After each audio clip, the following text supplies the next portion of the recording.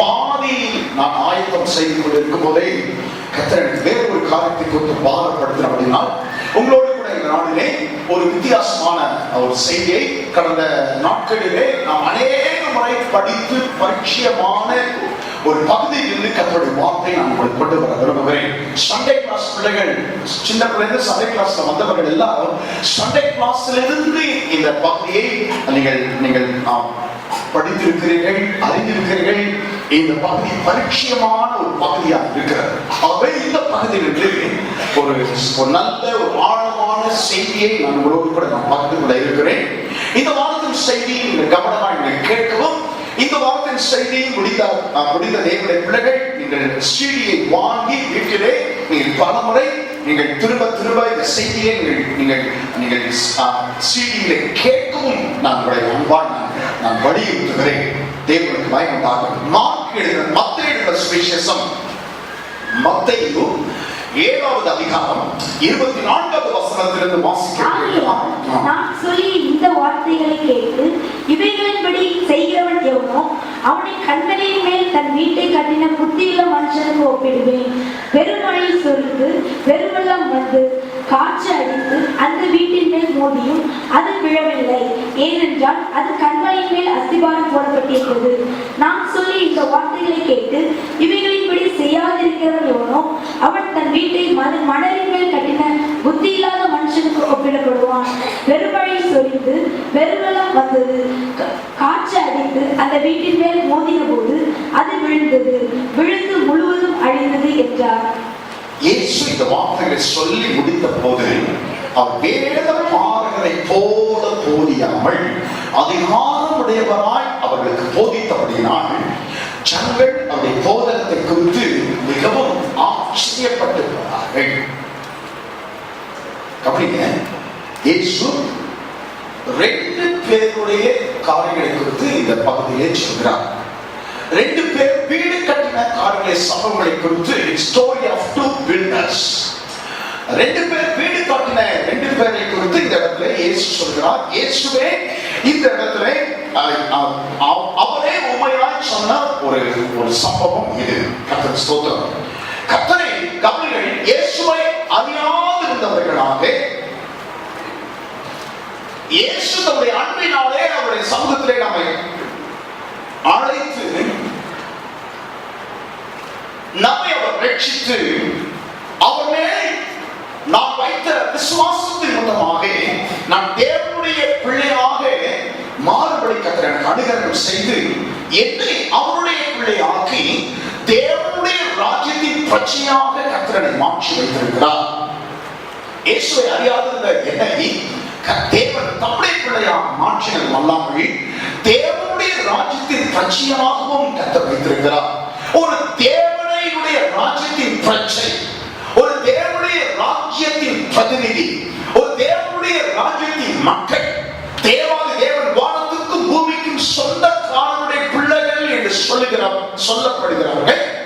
வானத்துக்கும் பூமிக்கும் சொந்தக்காரராகிய சர்வவல்ல தேவனுடைய பிள்ளைகள் என்று அழைக்கப்படுகிறார்கள். இந்த பூமியிலே அவர்கள் எப்படிப்பட்டவராய் வாழ வேண்டும் என்று இயேசு இந்த பகுதியிலே மிகவும் ஆழமாய் மிகவும் அருமையாய் இந்த பகுதியிலே அவர் அவருடைய ஜனங்களுக்கு விளக்கி சொல்கிறார். இது ஒரு மலை பிரசங்கம் என்று அழைக்கப்படுகிறது. இயேசு ஆயிரக்கணக்கில் ஜனங்கள் கூடி வந்த பொழுது அவர் 3 நாட்கள் அளவும் மலை மேலே உட்கார்ந்து ஜனங்களுக்கு அவர் பிரசங்கம் செய்தார். அந்த பிரசங்கம் பெரிய பிரசங்கம். சோமன் அந்த மவுண்ட் என்று சொல்லி அழைக்கப்படுகிறது. காந்திஜி இந்த மலை பிரசங்கத்தை மிக மிக மிக அநேக நூற்றுக்கணக்கான தொடங்கி இந்த பகுதியை நான் படித்திருக்கிறேன் என்று சொல்லி காந்திஜி தன்னுடைய சுயசரிக்கை எழுதுகிறார். இந்த 5வது அதிகாரமும் மத்தேயு சுவிசேஷத்தின் 5வது அதிகாரமும் 6வது அதிகாரமும் 7வது அதிகாரமும் இயேசு செய்த பிரசங்கமாக இருக்கிறது, மலை பிரசங்கமாக இருக்கிறது. இந்த மலை பிரசங்கத்தின் செய்தி முடிவிலே இந்த வார்த்தைகளை 24வது வசனத்திலிருந்து இந்த வார்த்தைகளை முடிவரை கர்த்தர் சொல்கிறார். 5வது அதிகாரத்தின் முதல் வசனத்திலிருந்து செய்தியை ஆரம்பித்து 7வது அதிகாரத்தின் முடிவிலே இந்த அவருடைய செய்தியை மலை பிரசங்கத்தை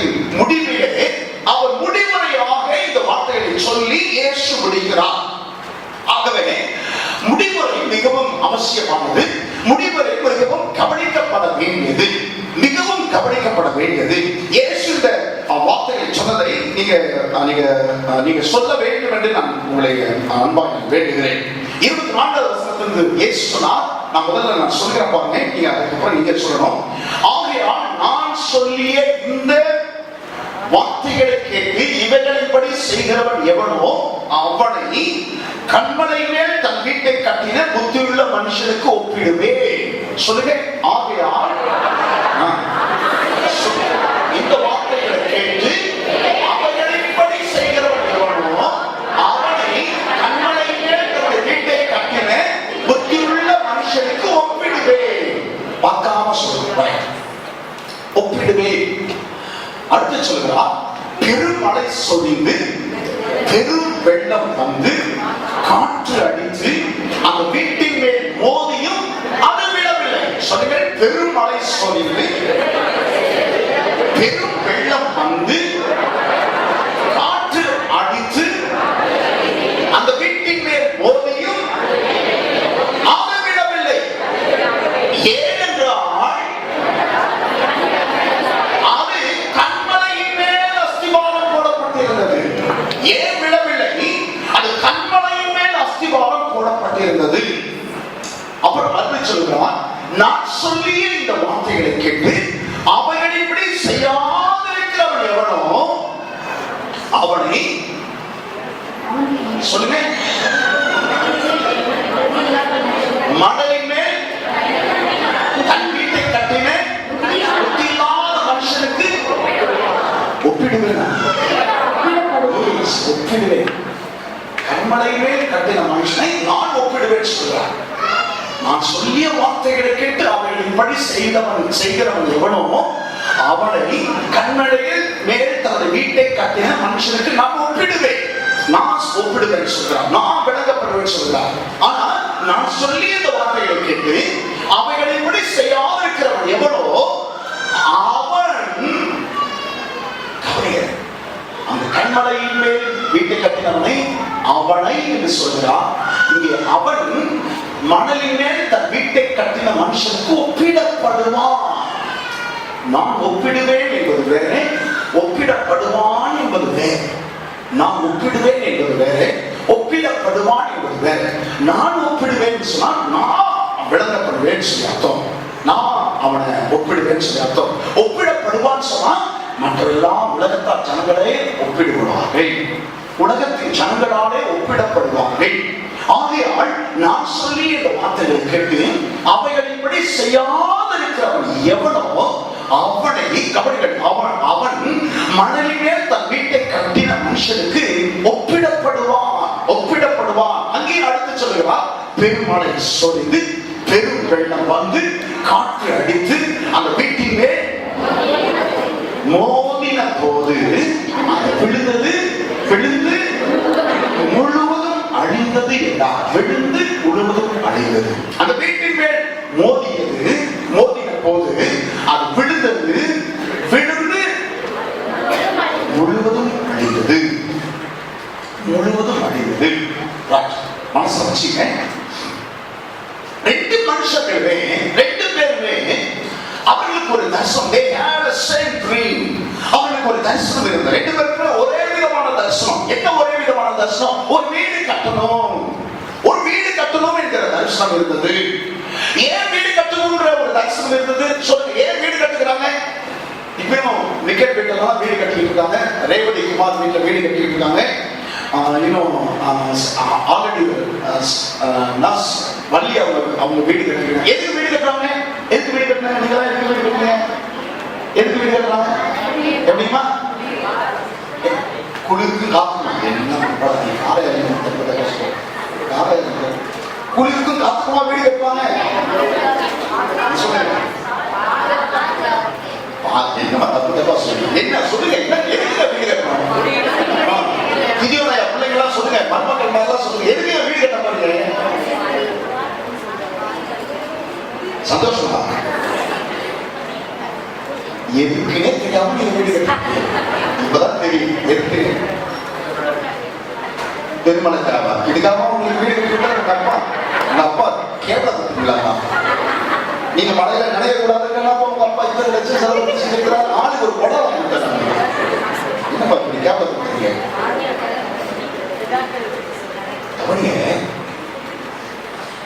இப்ப இருக்கிற வசதி போதாது, இந்த வீட்டுல இப்ப இருக்கிற வசதி பத்தல, இன்னும் கொஞ்சம் வசதியோடு கூட, இன்னும் கொஞ்சம் வசதியோடு கூட நம்ம பிள்ளைங்க எல்லாம் பெரிய பிள்ளைங்க ஆகலாங்க. நான் கர்த்தரை விசுவாசத்தினால கர்த்தர் என்னை ஆஸ்வதிக்கிறார். கர்த்தர் என்னை ஆஸ்வதிக்கிறதுனால இப்போ இருக்கிற காட்டில் இன்னும் கொஞ்சம் விசாலமா, இன்னும் கொஞ்சம் வசதியாய் கர்த்தர் சொல்றோம். நாளைக்கு என் பிள்ளைங்களுக்கு எல்லாம் கல்யாணம் ஆச்சுன்னா வந்து தங்கு போகிறதுக்கு ஒரு தனி அறை கூட இல்லை. அப்ப ஒரு கெஸ்ட் வந்தாங்கன்னா, விருந்தாளி வந்தாங்கன்னா அவங்க தங்கி போறதுக்கு ஒரு அறை கூட, தனி அறை கூட இல்லை. அதுவே கர்த்தரை ஆஸ்வதித்திருக்கிறார். அந்த இப்பொழுது இருக்கிறதை காட்டிலும் இன்னும் கொஞ்சம் விசாலமாய் நான் வசதியாய் வாழ வேண்டும் என்கிற ஒரு ஆசைதான், ஒரு எதிர்பார்ப்பதான் எதிர்காலத்தின் கனவுகளை குறித்து, எதிர்காலத்தின் anticipation of the future, எதிர்காலத்தின் ஆசைகளை நிவர்த்தியாக்கும்படியாக, பூர்த்தி செய்யும்படியாக வீடுகளை கட்டுகிறார்கள். அல்லேலூயா. வீடுகளை அதுதான் வீடு கட்டுகிறார் கர்த்தர் ஸ்தோத்திரம். அதுக்காக தான் வீடு கட்டுகிறோம். எப்ப வீடு கட்டுகிறோம்? கர்த்தரை ஆஸ்வதிக்க வீடு கட்டுகிறோம்.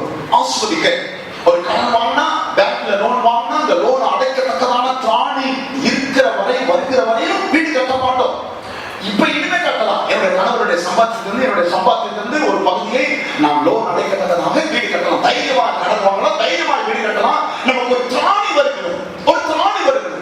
அப்போ ஒன்றுமில்லாத என்னுடைய வாழ்க்கையிலே ஒரு திராணி என்ற ஒன்று வரும்போது நான் ஒரு வீட்டை கட்டுகிறேன், என்னுடைய வசதியை நான் பெருக்கிக் கொள்கிறேன், நான் இன்னும் விசாலமான ஒரு சூழ்நிலைக்குள்ளாய் கடந்து போக விரும்புகிறேன். கர்த்தர் ஸ்தோத்திரம். வீடு என்று சொன்னா, கவனிங்க, வீடு என்று சொன்னா வேதத்துல வீடு என்று பல காரியங்களை குறித்து வேதம் சொல்லுகிறது. நான் ஒரு வீடு, you are the house of God. நீங்கள் தேவனுடைய ஆலயமாய், தேவனுடைய வீடாய் இருக்கிறீர்கள்.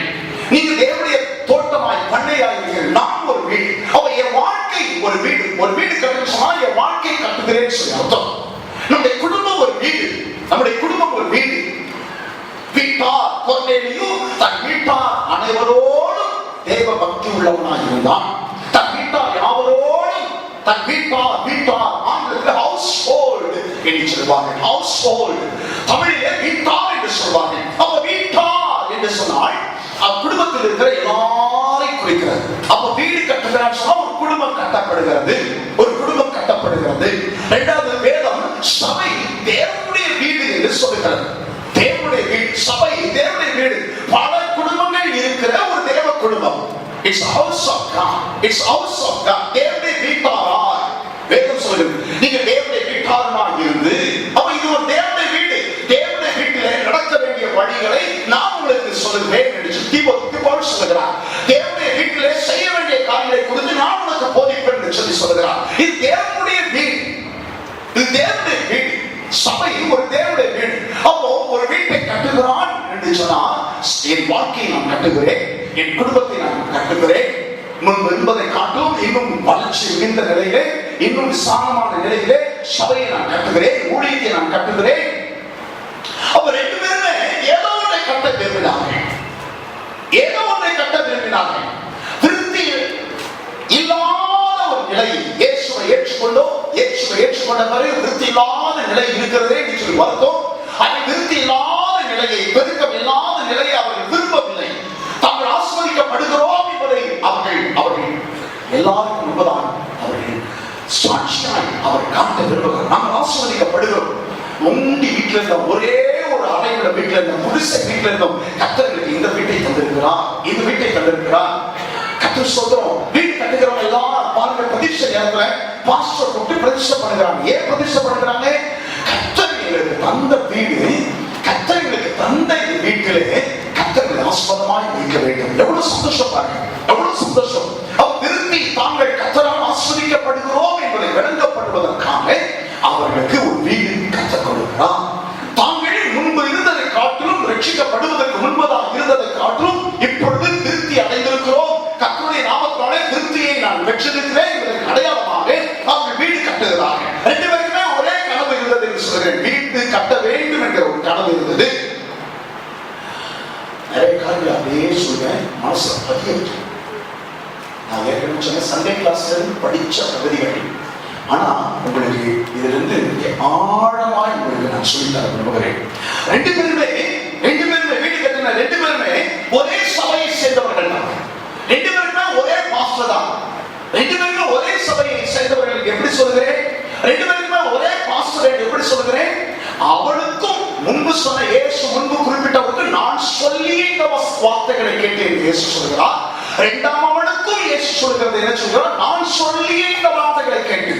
இன்னொரு போதகர் சொல்லிய வார்த்தைகளை கேட்டல்ல, நான் சொல்லிய இந்த வார்த்தைகளை கேட்டு சொல்லி ரெண்டு பேரை குறித்தும் இயேசு சொல்கிறார். ஆனால் ரெண்டு பேருமே ஒரே சபையை சேர்ந்தவர்கள், ஒரே போதகருடைய வார்த்தையை பெற்றுக் கொண்டவர்கள், ரெண்டு பேருமே விசுவாசிகள். கர்த்தர் சொல்றார் ரெண்டு பேரும் எத்தனை ஒற்றுமையான காரியம் இருப்பாங்க. ரெண்டு பேருமே விசுவாசிகள், கர்த்தருடைய வார்த்தையை கேட்பதற்கு சபைக்கு வந்தவர்கள், போதகருக்கு கீழாக தேவனுடைய வார்த்தைகளை கேட்டவர்கள். ரெண்டு பேருமே விசுவாசிகள். ரெண்டு பேருமே தேவனுடைய வார்த்தைகளை அவர்கள் பெற்றுக் கொண்டார்கள். ரெண்டு பேருமே ஒரே பிரச்சனை வந்தது பாருங்க. They both faced the same problem. அவர் ரெண்டு பேருமே ஒரே பிரச்சனையை சந்தித்தார்கள். என்ன பிரச்சனை? ரெண்டு பேருடைய வாழ்க்கையில் புயல் வீசியது. ரெண்டு பேருடைய வாழ்க்கையுடைய புயல் வீசியது.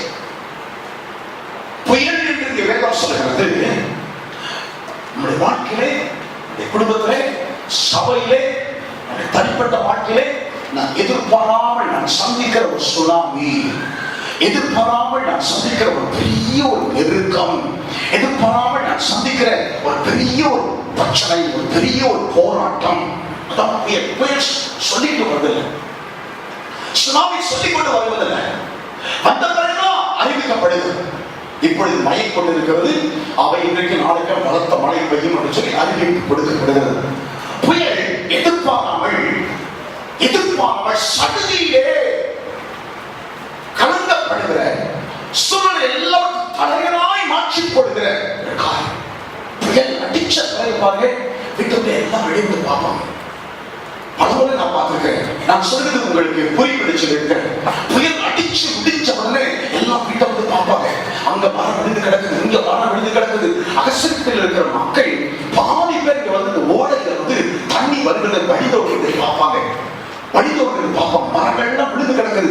அப்படியே ஏராளமாய் அப்படியே அங்கு மிகுமாய் தண்ணீர் அப்படியே சிதறி ஓடின அந்த தடயங்கள் எல்லாம் வெளியே வந்து எல்லாம் புயலைப்பாங்க. ஒரு சில மணி நேரங்களிலே சடுதியிலே தோன்றின அந்த காரியம் அப்படியே அவருடைய வாழ்க்கை தலைகளாய் சூழ்நிலையை தலைகளாய் மாற்றப்பட்டது. ஒரு சில மணி நேரங்களுக்கு முன்பதாக இருந்த சூழ்நிலை இப்பொழுது முற்றிலுமாய் அந்த சூழ்நிலைக்கான அறிகுறி முதலாய் இல்லாதபடிக்கு அனைத்தும் தலைகளாய் புரட்டி போடப்பட்டது. அதுதான் புயல் செய்கிறார்.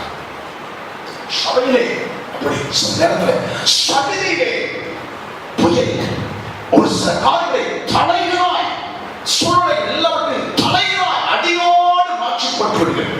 நம்முடைய வாழ்க்கையில் சில நேரங்களிலே புயல் சுனாமி தலைகளாய் அடியோடு சூழலை எல்லாவற்றையும் மாற்றிப்பட்டு விடுகிறது.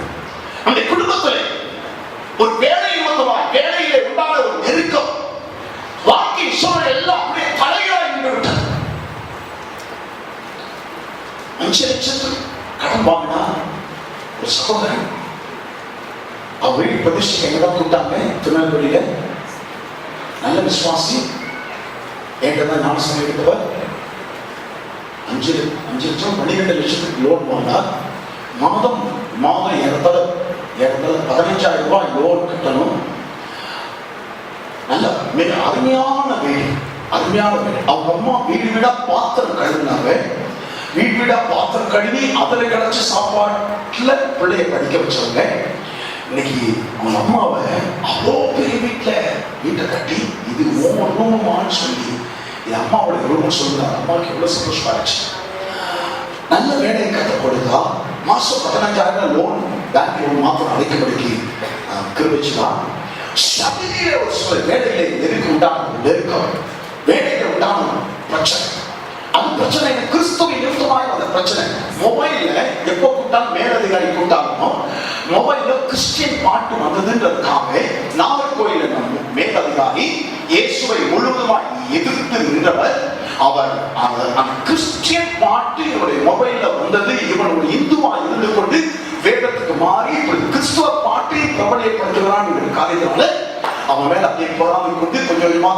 எதிரான காரியங்களை காய் நயத்தி கடைசியில் வேலைக்கு உடை வைத்து விட்டான். வேலைக்கு போய் விட்டது. அடுத்த மாசம் 15,000 கட்டணும். என்ன செய்யறதுனே தெரியல. திகைத்து நின்று விட்டான். சகதியிலே கொஞ்சம் கூட போன மாசம் நல்லா இருந்த இது மாசம் வேலைக்கு போய்விட்டது. ஒரு விபத்து உங்க எல்லாருக்கும் தெரியும். சகதியிலே எதிர்பாராமல் நேரிட்ட விபத்து குடும்பத்தின் சூழலை தடைகளாய் புரட்டப்பட்டு விட்டது. ஒரு மரணம் குடும்பத்தின் சூழல் எல்லாம் தடைகளாய் புரட்டப்பட்டு விட்டது. புயல் வீசினது.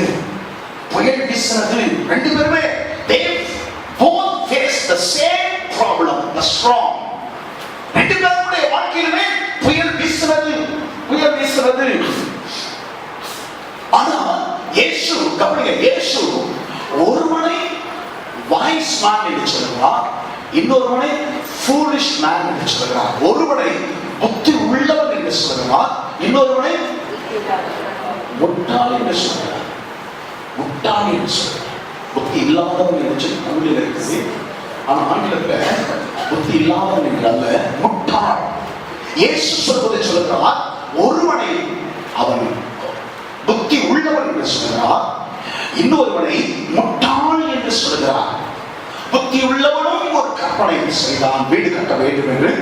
புத்தி இல்லாதவனுக்கு முட்டாளுக்கும் வீடு கட்ட வேண்டும் என்கிற ஒரு தரிசனம் இருந்தது. புத்தி உள்ளவனும் சபைக்கு போய் கொண்டிருந்தான், முட்டாளும் சபைக்கு போய் கொண்டிருந்தான். புத்தி உள்ளவனும் தேவனுடைய வார்த்தைகளை கேட்பான், முட்டாளும் தேவனுடைய வார்த்தைகளை கேட்பான். புத்தி உள்ளவன் வாழ்க்கையிலும் சகிதியிலே ஒரு பிரச்சனையை சந்தித்தான், முட்டாளுடைய வாழ்க்கையிலும் சகிதியிலே ஒரு பிரச்சனையை சந்தித்தான். கவனிக்க நான் சொல்கிறேன், கவனிக்க. புத்தி உள்ளவன் புத்தி இல்லாதவன், புத்தி உள்ளவன் அல்லது முட்டாள் என்று எப்படி சொல்கிறது? யார முட்டாள் சொல்கிறார் கர்த்தர்? யார முட்டாள் சொல்றாரு? பள்ளிக்கூடம் போகாத பார்த்து முட்டாள் சொல்றாரா? படிக்காதவன் முட்டாள் சொல்கிறாரா? 10வது பாஸ் பண்ணாதவன் முட்டாள் சொல்கிறாரா? கிடையாது. கர்த்தர் சொல்றோம், யாரை கவனிகள், யாரை முட்டாள் என்றும் யாரை புத்தியுள்ளவன் என்றும் எதன் அடிப்படையில் இயேசு சொல்கிறார் என்பதை நீங்கள் கவனிக்க வேண்டும். யாரை முட்டாள் என்று சொல்கிறார், யாரை புத்தியுள்ளவன் என்று சொல்கிறார், ஏன் முட்டாள் என்று அவன் இயேசுவால் அழைக்கப்படுகிறான், ஏன் அவன் இயேசுவால் புத்தியுள்ளவன் என்று அழைக்கப்படுகிறான் சொன்னா, அவன் படிப்பின் காரியத்தின் நிமித்தமாக அல்ல, அவர் விவரம் தெரிந்தவர்கள், அவர் விவரம் தெரியாதவர்கள், அந்த காரியத்தின் நிமித்தமாக அல்ல, அவர்கள் வாழ்க்கையில ஒன்றை தெரிந்தெடுத்தார்கள். அவர்கள் வாழ்க்கையில ஒன்றை தெரிந்தெடுத்தார்கள். Because of their choices in the life, because of their choice in the life, they are called as wise and they are called as foolish. அவர்கள் தெரிந்தெடுத்த காரியத்தின் நிமித்தமாகவே கவனிங்க, முட்டாள் என்றும் புத்தி உள்ளவன் என்றும் அவர்கள் அழைக்கப்படுகிறார்கள். கர்த்தர் சொல்றார், புத்தி உள்ளவனும் ஒரு காரியத்தை ஒன்றை தெரிந்து கொண்டான், புத்தி இல்லாதவனும் ஒன்றை தெரிந்து கொண்டான். நம்முடைய வாழ்க்கையிலே நிறைய தெரிந்து கொள்ளும்படியான சூழ்நிலைகள் ஒவ்வொரு காலகட்டத்திலும் வந்துகிட்டே இருக்கும். ஒவ்வொரு காலகட்டத்தில் எதை தெரிந்து கொள்வது என்கிற காரியத்தில் அதுலதான் நீங்க முட்டாளா நீங்க புத்தியுள்ளவனா என்பதை ஊருக்கு உலகத்திற்கு கர்த்தர் விளக்கம் பண்ணுவார். நல்லா கவனிங்க, உலகத்திற்கு மற்றவர்களுக்கு முன்பாக கர்த்தர் விளக்கம் பண்ணுவார். வாழ்க்கையில ஒவ்வொரு சூழலிலும் தெரிந்தெடுப்புகள் வரும்.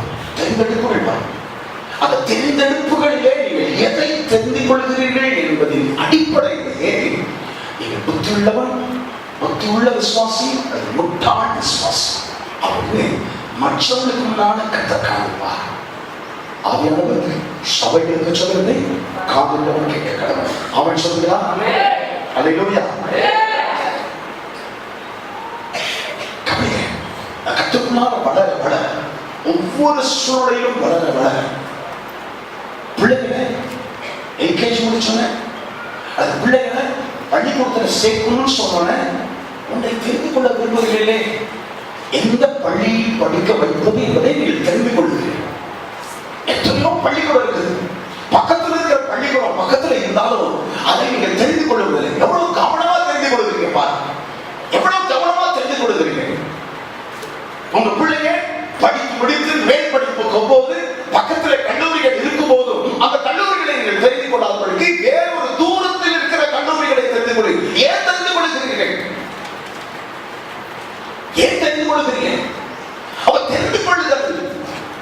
காலகட்டம் நான் வளர வளர வளர என்னுடைய வாழ்க்கையை கர்த்தர் ஸ்தோத்திரம் தெரிந்து கொள்ளுதல் அது மிகவும் அத்தியாவசியமான ஒன்றாய் மாறிவிடுகிறது.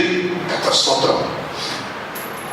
அப்போ புத்தி உள்ளவன் தெரிந்து கொண்டதும் புத்தி இல்லாதவன் தெரிந்து கொண்டதும் எந்த காலத்திலே அவர்களை தெரிந்து கொள்ளுதல் வித்தியாசப்பட்டது.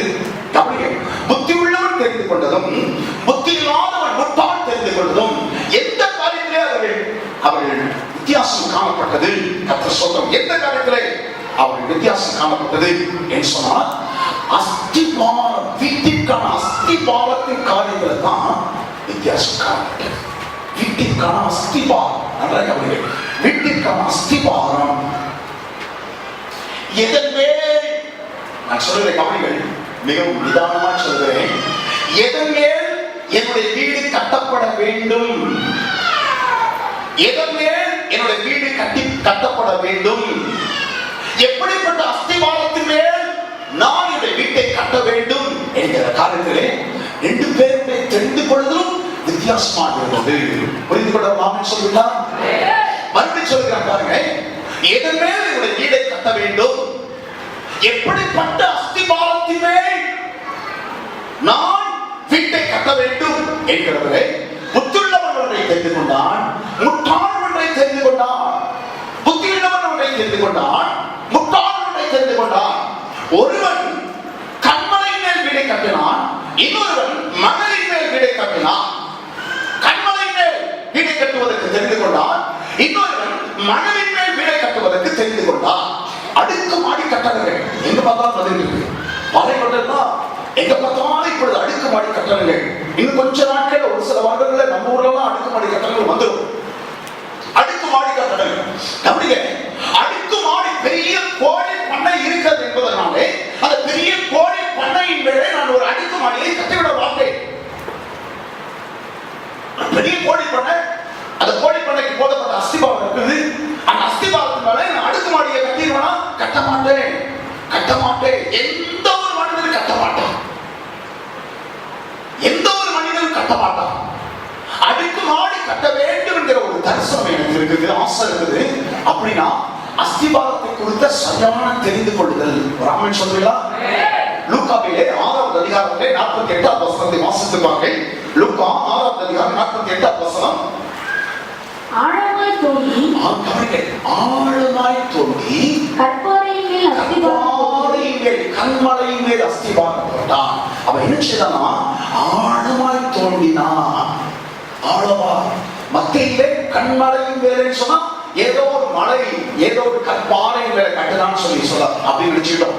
ஆனா அதே காரியம் லூக்காவிலே சொல்லுகிறான். அவன் நினைச்சான் ஆழமாய் தோண்டி பெரிய பெரிய பாறைகளை கொண்டு வந்து போட்டு ஒரு கண்மலை ஆக்கி அந்த கண்மலையின் மேலே தன்னுடைய வீட்டை கட்டினான். அல்லேலூயா. ஆழமாய் தோண்டி. அப்போ ஒருவருடைய தெரிந்தெடுப்பு என்னன்னா ஆழமாய் தோண்டி கட்டணும். என் வீட்டை கட்டுறதுக்கு முன்னாடி அஸ்திபாரம் எப்படி போடுன்னு சொன்னா ஆழமாய் தோண்டி கற்பாறைகளை போட்டு அந்த கற்பாறைகளின் மேலே நான் இந்த வீட்டை கட்ட வேண்டும். ஒருவருடைய தெரிந்தெடுப்பு. இன்னொருடைய தெரிந்தெடுப்புன்னு சொன்னா அதெல்லாம் தேவையில்லை, அதெல்லாம் தேவையில்லை. கர்த்தர் பார்த்துக்குவார், கர்த்தர் எனக்கு இருக்கிறார், கர்த்தர் மேய்ப்பனாக இருக்கிறார், அதெல்லாம் தேவையில்லை என்று சொல்லி மேலோட்டமாக அவன் தோண்டி, ஆழம் இல்லாமல் தோண்டி அவனுடைய வீட்டை கட்டினான். கர்த்தர் ஸ்தோத்திரம், கட்டினான். கவனிங்க நான் சொல்லுகிறேன். ஒருவன் ஆழமாய் தோண்டி அதில் கற்பாறைகளை போட்டு ஒரு அஸ்திபாரம் போடுனா கூடுதல் கிரயம் அவன் செலுத்த வேண்டும். கூடுதல் செலவாகும். ஒரு வீடு கட்டணும். சகோதரி கஸ்தூரி செல்வன் வீடு கட்டணும். அஸ்திபாரத்துக்கே ஏற்றால 90,000 வந்துருச்சு பாருங்க. அஸ்திபாரத்துக்கே 90,000 வந்துருச்சு. 1.5 லட்சம் 1.5 லட்சம் தாண்டிடுச்சு.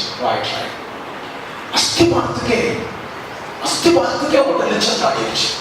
பெரிய வீடு கூட கிடையாது, ஒரு சாதாரண நடுத்தர வசதி கொண்ட வீடு தான்.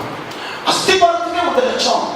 அப்போ ஒரு மனிதன் தெரிந்து கொள்ளும் காரியத்திலே கூடுதல் கிரயம் செலுத்தினான். இன்னொருவன் அவன் கிரயம் செலுத்த விருப்பம் இல்லாதவனாய்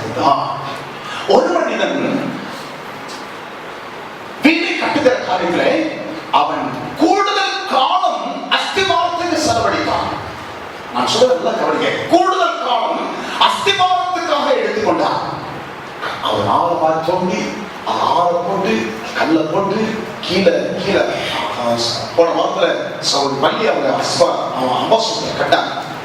ஒரு கொத்தனார் ஒரு கான்ட்ராக்டர் வேண்டாம்னு சொல்லிட்டாங்க. வேண்டாம்னு சொல்லிட்டு இன்னொரு கொத்தனார்ட்ட கொடுத்தாங்க. ஏன் வேண்டாம்னு சொன்னா கீழே அவங்க சல்லி போட்டு பெட்டு போட மாட்டேன்னு சொன்னதால அந்த கான்ட்ராக்டர் வேண்டாம்னு சொல்லிட்டாங்க. அவங்க சல்லி போட்டு கான்கிரீட் கீழே போட்டு அதுக்கப்புறம் தான் கல்லு போட்டு அதுக்கப்புறம் தான் கல்லு கட்டுறாங்க வரணும். அப்படியா கூடுதல் நேரம் எடுத்துக்கொண்டான். இன்னொருவன் அவசரமாய் காரணம் செய்தான்.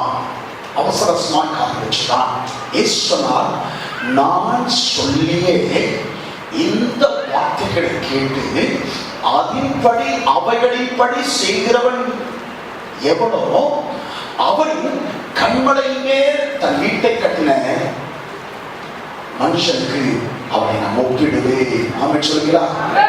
சொல்லுங்க, நான் சொல்லியே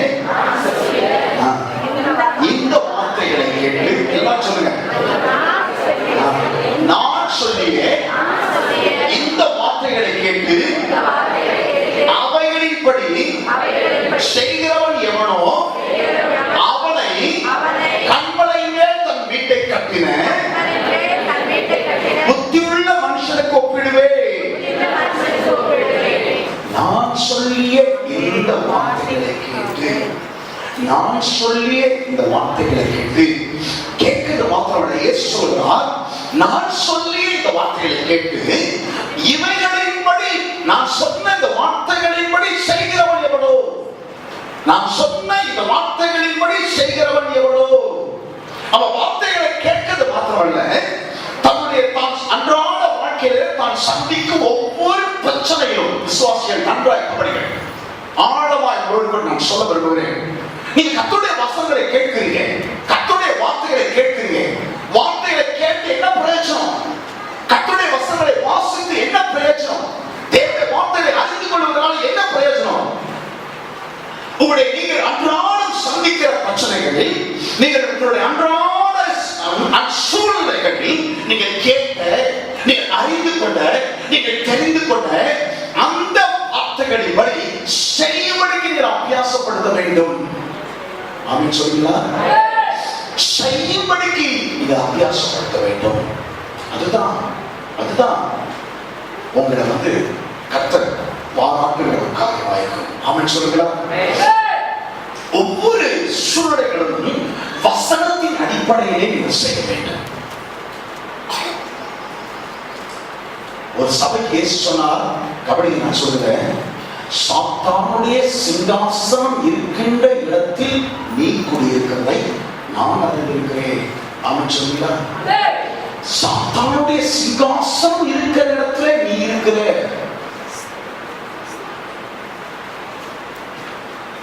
அப்படின்னா என்ன அர்த்தம்? கொரிந்து சபையிலே அந்த நாட்களிலேயே தேவதாசிகள் லட்சக்கணக்கிலே இருந்தார்கள்.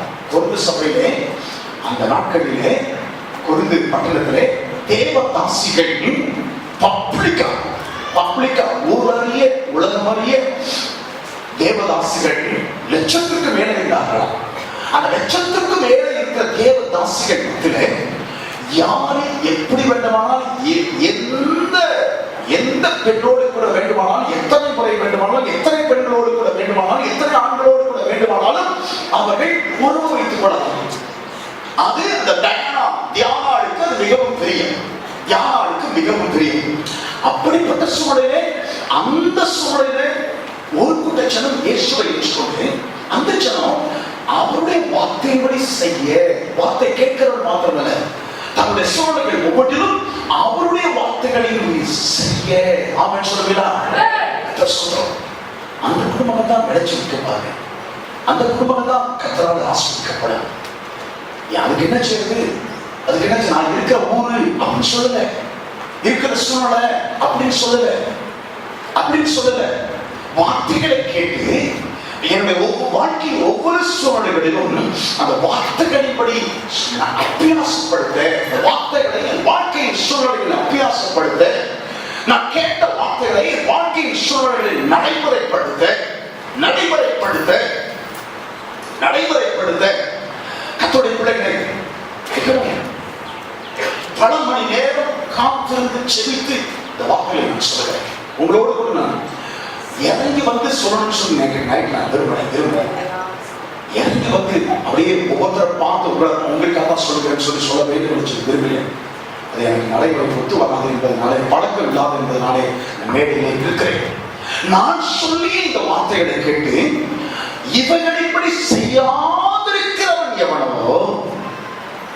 அப்படின்னா என்னதோ, வார்த்தைகளை கேட்கிறான், பிரசங்கத்தை கேட்கிறான், வேதத்தை வாசிக்கிறான், தன்னுடைய வாழ்க்கையின் சூழல்களிலே கேட்ட வசனங்களை, தான் தெரிந்துவிட வசனங்களை நடைமுறைப்படுத்துற, அபியாசப்படுத்துற, அவன் அதுக்கு அநேக சாக்கு போக்குகள் சொல்லிக் கொண்டிருக்கிறான். வேத அறிவு, கவனிங்க, வேத அறிவு ஒருவனை புத்தி உள்ளவன் ஆக்குறது கிடையாது. வேத அறிவு ஒருவனை புத்தி உள்ளவன் ஆக்குறது கிடையாது.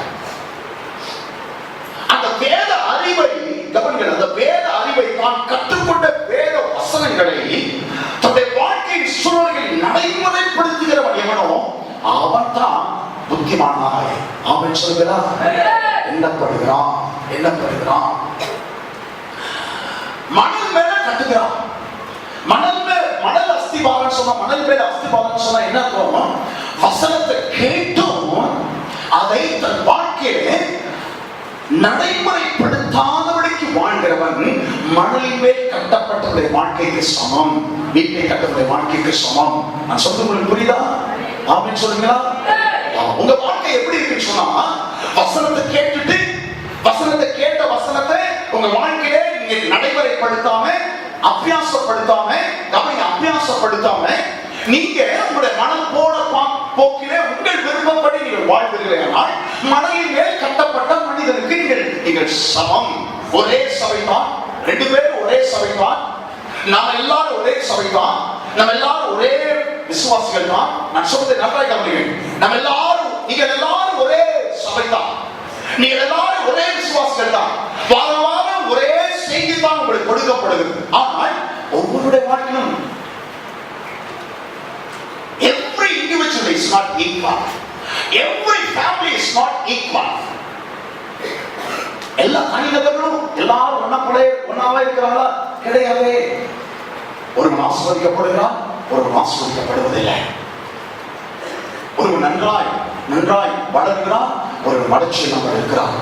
ஒருவன் கர்த்தருக்குள்ளாக மேல ஒருவன் அப்படியே கேட்கும் நிலையில எல்லாருக்கும் ஒரே விதமான ஒரு சமமா எல்லா விசுவாசம் வாரவாரம் கேட்கிறோம். எல்லாரும் சம நிலையில இருக்கிறோமா? இல்லை. all are not equal. every family is not equal. இங்க இருக்கிற எல்லா குடும்பமும் ஒரே சம நிலையில இருக்குதா? கிடையாது. நான் சொல்றது உங்க சம்பாத்தியத்தை வச்சு சொல்லலங்க, உங்க சம்பாத்தியத்தை வச்சு சொல்லல, சம்பாத்தியத்தின் அடிப்படையில் சொல்லல, உங்க படிப்பின் அடிப்படையில் சொல்லல. நான் சொல்றது வேத அறிவு. எல்லாரும் ஒரே வாரத்துல எல்லாரும் ஒரே விதமான செய்தியை தானே கேட்கிறோம். ஆனா ஆசீர்வாதம் என்பது தேவனுடைய கரம் எங்க நன்மையா இருப்பது என்பது எல்லாருக்கும் சமநிலையிலே நடைபெறவில்லையே. எல்லா ஊழியர்களும் எல்லா சமயம் ஒரே விதமா இருக்கிறா? every church is not equal, every ministry is not equal. எல்லா ஊழியமும் ஒரே விதமான ஊழியம் அல்ல, சமமாய் எல்லா சபைகளும் சமமான சபைகள் அல்ல. ஆனா எல்லாரையும் ஒரே விதமாகத்தான் தம்முடைய வார்த்தையின்படி ஆஸ்வதிக்க விரும்புகிற கர்த்தர். கர்த்தர் பட்சபாதம், நம்முடைய தேவன் பட்சபாதம் இல்லாதவர். அவன் சொல்றாங்க, நம்முடைய தேவன் அவரிடத்துல பட்சபாதமே கிடையாது. கிரேக்கன் என்றும் யூதன் என்றும் அவரிடத்தில் பட்சபாதம் கிடையாது. படித்தவன் என்றும் படிக்காதவன் என்றும் அவரிடத்தில் பட்சபாதம் கிடையாது. அவர் எல்லாரும் ஒரே ரத்தத்தானை தோன்ற பண்ணி தனக்குண்டான எல்லாவற்றையும் தம்முடைய ஜனங்களுக்கு கொடுத்து கல்வாரியிலே தான் சம்பாதித்த எல்லாவற்றையும் தம்முடைய ஜனங்கள் அனுபவிக்க, தம்முடைய ஜனங்கள் எல்லாவற்றையும் பெற்று வாழ்ந்திருக்க, எல்லாவற்றையும் வாழ்ந்து சுகமாய் இருக்கவே விரும்புகிற கர்த்தர். ஆனா அப்படி எல்லாரும் இருப்பது காரணம் என்ன? எங்க வித்தியாசம் உண்டாகிறது? வார்த்தையை கேட்பதில் அல்ல. ஞாயிற்றுக்கிழமை வசனத்தை கேட்கிறோம், எல்லாரும் கேட்கத்தான் செய்கிறோம். ஆனால் என் வாழ்க்கை சூழ்நிலைகளிலே செயல்படுத்துவதற்கான வித்தியாசம் காட்டப்படுகிறது. ஒரு விசுவாசி ஆசீர்வதிக்கப்படுகிறார் சொன்னா வாழ்க்கையிலே நீங்கள் தெரிந்து கொண்ட வார்த்தைகளை, தெரிந்து கொண்ட தேவனுடைய வார்த்தைகளை, நீங்கள் அறிந்த, நீங்கள் கேட்ட தேவனுடைய வார்த்தைகளை எப்படி இந்த வாழ்க்கையிலே நீங்க வித்தியாசம் செயல்படுத்துகிறீர்கள் என்பதில் தான் நீங்க வித்தியாசம் காட்டுகிறீர்கள். புத்தி உள்ளவன் அவன் செயல்படுத்தினான். வார்த்தை கேட்கிற ஒருவன் ஏன் அதை செயல்படுத்த முடியல? புத்தியுள்ள மனுஷன் வார்த்தையை கேட்டு தன்னுடைய வாழ்க்கை சூழ்நிலைகளிலே அதை செயல்பட, நான் சொல்லியே இந்த வார்த்தைகளை கேட்டு இவைகளின்படி செய்கிறவன் எவனோ புத்தியுள்ளவனை குறித்து சொன்னார். முட்டாளை குறித்து, புத்தி இல்லாதவனை குறித்து நான் சொல்லியே இந்த வார்த்தைகளை கேட்டு இவர்களின்படி செய்யாதிருக்கிறவன் எவனோ என்று சொல்லி குறிப்பிட்டார். ஏன் அவனால நடைமுறைப்படுத்த முடியல? நான் சொல்றது நல்லா கவனிங்க, நான் சொல்ற தயவு செய்து நல்லா கவனிங்க. ஏன் அவனால நடைமுறைப்படுத்த முடியல? வசனத்தை கேட்டானே, நல்லாதானே கேட்டான், வசனம் நல்லா புரிஞ்சுதே, கை தட்டினானே, ஒப்பு கொடுத்தானே, வசனத்தை கேட்டான். ஏன் வாழ்க்கையில சூழ்நிலைகளில ஏன் அவனால நடைமுறைப்படுத்த முடியல? ஞாயிற்றுக்கிழமை வரும்போது they go to the church on Sunday to get God's viewpoint. From Monday to Saturday, they live according to man's viewpoint. ஞாயிற்றுக்கிழமை சபைக்கு போவது தேவனுடைய வார்த்தைகளை, தேவனுடைய அபிப்பிராயங்களை கேட்கிறோம். எல்லாம் கவனிங்க, தேவனுடைய அபிப்பிராயங்களை கேட்கிறோம். God's viewpoint, தேவனுடைய அபிப்பிராயங்களை கேட்கிறோம். திங்கட்கிழமையிலிருந்து சனிக்கிழமை வரைக்கும் தேவனுடைய அபிப்பிராயங்களை தள்ளி வச்சுட்டு நாம் சந்திக்கிற ஒவ்வொரு சூழலும், நாம் சந்திக்கிற ஒவ்வொரு காலகட்டத்திலும் மனுஷனுடைய அபிப்பிராயத்தின்படிதான், நம்முடைய பாரம்பரிய அபிப்பிராயங்கள், மனுஷனுடைய அபிப்பிராயங்களின் படித்தான் நான் நடந்து வருகிறேன்.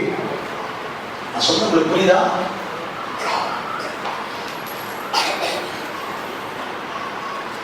என்னை பத்தி இவரை சொல்லிட்டாங்க, நான் பாஸ் ரூபஸை பத்தி கேவலமா ஒன்று பேசிட்டேன். பாஸ் ரூபஸ் என்ன செய்ய தெரியுமா? பழிக்கு பழி வாங்குவதற்கு சமயம் தருகிறார். பாஸ் ரூபஸ் என்னை பத்தி தப்பா சொல்லிட்டார். நான் என்ன செய்ய தெரியுமா? பழிக்கு பழி வாங்குவதற்கு சமயத்தை கேட்கிறேன். நான் உங்களை பத்தி தான் சொல்றேன், எங்க பேரை சொல்றேன், நான் உங்களை பத்தி தான் சொல்றேன். உங்க பேரை சொன்னா உங்களுக்கு வருத்தம் உண்டாரு, அதனாலதான் நான் எங்க பேரை சொல்லிட்டு இருக்கேன். மாஸ்டர் சபையில சொல்லிட்டாரு. இன்னொருத்தர் இருக்காங்க,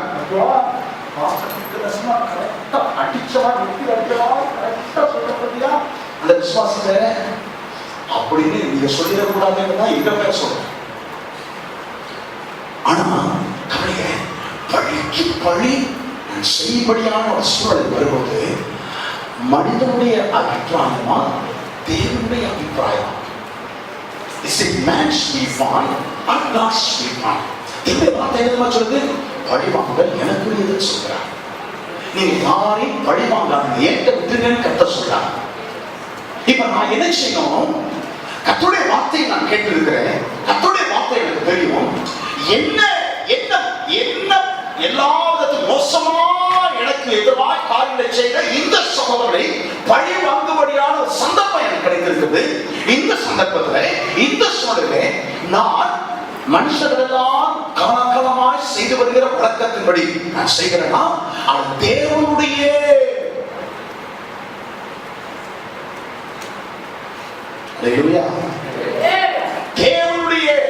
அபிப்பிராயத்தின்படி நான் செய்கிறேன். Is it God's viewpoint or is it man's viewpoint? நினைச்சுக்கிறேன். இப்ப நான் புத்தியுள்ள மனுஷன் தான் நினைச்சேன். உங்கள்கிட்ட நான் கொடுத்துறேன், உங்கள்கிட்ட நான் கொடுத்துறேன்.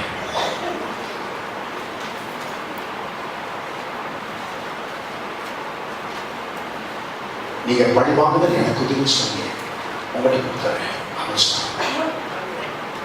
என்னுடைய மனைவியுடைய அண்ணன், உங்க எல்லாரும் பழைய விசுவாசம் நிலைக்கு தெரியும், என்னை பற்றி எவ்வளவு தரக்குறைவாய் பேச முடியுமோ அவ்வளவு தரக்குறைவாய் பேசுகிறேன்.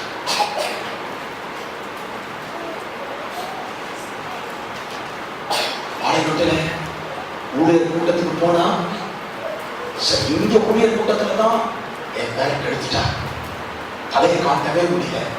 பானை கொட்ட ஊழியத்துக்கு அங்கேயாச்சும் ஊழியர் கூட்டத்துக்கு போனா அங்க உள்ள பாஸ்டர் தானியல் கேட்கிறாரு, செல்லப்பா கேட்கிறாரு, என்ன பாஸ்டர் ராஜன் கேட்கிறாரு, என்ன உங்க மச்சனை இப்படியெல்லாம் சொல்றாரு, அப்படியா வாஸ்தவமா? அதோட சரி, அதுக்கப்புறம் அந்த கூட்டத்துக்கு போக முடியாது.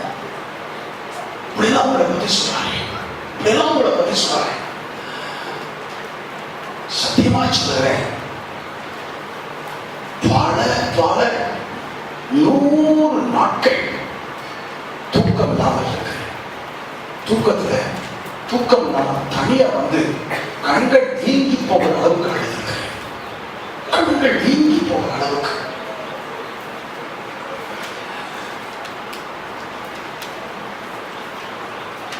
ஒரு முறை வீட்டுக்கு முன்னாடி பிரச்சனை, என்ன பொறுத்து பொறுத்து பார்த்தேன், எனக்கு பொறுமை போயிடுச்சு. யாருக்கையோ சொன்ன மாதிரி சொன்னேன், எந்த நாயும் இனி என்னை பத்தி பேசக்கூடாது. எந்த நாயும் என்னை விட ஒரு வயது மூத்தது, எந்த நாயும் என்னை பத்தி இனிமே பேசுச்சு நான் நடக்கிறது உண்டு இல்லை ஆக்கியம் ஆகிய உருட்டி எடுத்துட்டான். சாரி, அந்த வார்த்தை சொல்லிக்கூடாது, நாயும் சொல்லிக்கூடாது. ஒரு நாள் பார்த்தது என் கையை பிடிச்சு மன்னிச்சுங்கன்னு சொல்லுபடியா உங்களுக்கு விரோதமாய் எத்தனையோ காரியங்களை சொன்னியும் நீங்க எங்க மேல தொடர்ந்து அனுபவிச்சீங்க, எங்க மேல தொடர்ந்து அனுபவிச்சீங்க, மன்னிச்சுங்கன்னு சொல்லத்தக்கதாய் ஒரு சூழ்நிலையை அவர் லேஸ்ல அந்த காரியத்தை செய்கிறவரும் சொல்லுகிறவர்கள. ஆனா கர்த்தர் என்னுடைய தயவில்லாம அவர் அந்த காரியத்தை செய்ய முடியாது என்று சொல்லத்தக்கதான சூழ்நிலை கர்த்தர் எனக்காக பழி வாங்கும்படிக்கு செய்தார். சொல்ல நல்லா கவனிச்சீங்க. யாரை கர்த்தர் ஆஸ்வதிப்பானா கவனிங்க. யாருடைய வீடு நிலைத்திருக்கும், யாருடைய வாழ்க்கை நிலைத்திருக்கும், யாருடைய ஜீவியம் நிலைத்திருக்கும். நான் சொல்லிய இந்த வார்த்தைகளை கேட்டு அவர்களின்படி செய்கிறவன் எவனோ அவனுடைய வாழ்க்கை எந்த சோதனை வந்தாலும், எந்த புயல் பேசினாலும் அவன் வீடு அசையவே அசையாது, அவன் வாழ்க்கை அசையவே அசையாது. அவன் வெட்கப்பட்டு போகவே மாட்டான், அவன் சீர்குலைந்து போகவே மாட்டான், அவன் கெட்டு போகவே மாட்டான், அவன் வாழ்க்கை உருப்படைந்து போகவே போகாது. மனுஷனுடைய அடிப்படையின்படி, கருத்தின்படி, மனதின்படி, அந்த வார்த்தைகளின்படி, பாரம்பரியங்களின்படி நீங்க காரியங்களை செய்தீங்கன்னா நீங்க எவ்வளவு பெரிய விசுவாசியா இருக்கலாம், உங்க வாழ்க்கை நிலைச்சு நிற்காது, உங்க வாழ்க்கை குடும்பம் நிலைச்சு நிற்காது. உங்க தனிப்பட்ட காரியங்கள், எந்த பிரச்சனைகள் வரும்போது, போராட்டங்கள் வரும்போது நிலைச்சு நிற்காது. ஏன் நிலைச்சு நிற்காது? ஞாயிற்றுக்கிழமை கர்த்தருடைய அபிப்பிராயம், திங்கட்கிழமை மனுஷனுடைய அபிப்பிராயம், ரெண்டுத்தையும் போட்டு என்ன செய்யுங்க? நாம் சந்திக்கிற பிரச்சனைகளை கர்த்தருடைய அபிப்பிராயத்தையும் கலக்கிற மனுஷனுடைய பாரம்பரிய அபிப்பிராயம் இதுவரைக்கும் எல்லாம் அவன் செஞ்சது எல்லாத்தையும் பாஸ்டர் ரெண்டு தட்டி வச்சாதான் அவன் வாழ சுட்டிக்கிட்டு இருப்பான் அப்படின்னு இருக்க மாட்டான் அப்படின்னு சொல்லுகிறோம். இது தேவனுடைய அபிப்பிராயமா? கிடையாது, இது மனுஷனுடைய அபிப்பிராயம். பாஸ்டர் அவன் 4 சொன்னா நம்ம சொல்லணும்னு வச்சுங்க, அவன் இன்னும் ஏறி உட்கார்ந்து தலையில உட்காந்து ஆட்டிடுவான் பாஸ்டர். அதனால ஒரு வார்த்தை சொல்லும் போதே நம்ம 2 வார்த்தை சொல்லி அடக்கிட்டோம்னு வச்சுங்க, அதுக்கப்புறம் வாங்கி திறக்க மாட்டான். இது மனுஷனுடைய அபிப்பிராயம். பல காரியங்கள் சொல்லிக்கிட்டே போலாம், பல காரியம் சொல்லிக்கிட்டே போலாம். பல காரியங்கள் நான் என்ன செய்கிறேன்? நான் சந்திக்கிற ஒவ்வொரு சூழலிலும் மனுஷனுடைய அபிப்பிராயத்தையும் தேவனுடைய அபிப்பிராயத்தையும் ஒன்று சேர்க்கிறேன். கர்த்தர் ஸ்தோத்திரம், ஒன்று சேர்க்கிறேன். ஆண்டவர் சொன்னா கவனிங்க, சகல சுவாசிக்கும் உங்களுக்கும் சண்டை பிரச்சனை வந்துருச்சு, அல்லது உங்க அக்காவுக்கு தங்கச்சிக்கும் உங்க குடும்பத்தால உங்களுக்குள்ளார பிரச்சனை வந்துருச்சு, அண்ணன் தம்பிகளுக்குள்ளார பிரச்சனை வந்துருச்சு, அல்லது உங்களுடைய உறவினர்களுக்குள்ளார பிரச்சனை வந்துருச்சு, அடுத்த வீட்டுக்காரர்களுக்குள்ளார பிரச்சனை வந்துருச்சு. நீங்க அந்த வாரம் ஞாயிற்றுக்கிழமை வரீங்க, இங்கெல்லாம் நான் காணிக்கை எடுக்கிறோம், காணிக்கை எடுக்கிறதுல காணிக்கை போடுது. வேதத்தின்படி காணிக்கை வந்து போடணும். அதுதான் கூட்டம் நிறைய, பாட்டு நிறைய நேரம் ஆகிருமேன்றதுக்காக தான் எல்லாரும் வந்து போடுறதுக்கு போதுதான் 2-3 பேர் சேர்ந்து காணிக்கை எடுக்கணும். வேதம் என்ன சொல்லுது? வேதம் என்ன, நான் சொல்றதை நல்லா கவனிங்க.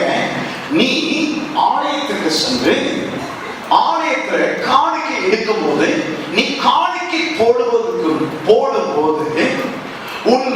உன் பேரிலே உன்னை குறித்து, உன் எதிராளிக்கு உன்னை குறித்து ஒரு வருத்தம் உண்டாயிருக்க வேணால், நீ காணிக்கைய அங்கே வச்சுட்டு கவலை அங்கே வச்சுட்டு அப்புறம் வரேன்னு சொல்லிட்டு நீ போய் உனக்கு விரோதமாய் பேசின அவனிடத்துல போய் முதல்ல ஒப்புர வாங்கிட்டு சாரி சாரி சாரி அப்படின்னு சொல்லிட்டு அதுக்கப்புறம் வந்து காணிக்கை செலுத்துன்னு சொல்லி ஆண்டவர் சொல்றார். செய்வோமா? சொல்லுங்க, செய்வோமா? சபைக்கே போகல. சபைக்கு போனதுன்னா காணிக்கப்படணும். சபைக்கு போனதுன்னா அவளை பார்க்கணும். ஏன்னா நான் யாரு தெரியுமா? சொல்லுங்க, நான் யாரு? சொல்லுங்க, நான் யாரு? இல்ல சொல்லுங்க சொல்லுங்க, கரெக்டா எல்லாரும் கரெக்டா சொல்லுங்க. நான் யாரு? நான் தான் புத்தி இல்லாத முட்டாளாச்சே. அப்படிதான் செய்வேன். புரியுதுங்களா? புத்தி இல்லாத முட்டாள் என்ன சும்மா அவர் சொல்லிய வசனங்களை கேட்டு அவர்களை படி செய்ய மாட்டார். நானாவது பண்ணிக்கிறதா? செத்த கூட அவன் முகத்துல எங்க செத்த முகத்துல எங்க முடிக்கிறது? நாங்க தான் முகத்துல முடிக்கிறோம். இவர் முடிக்கிறார் செத்தோன.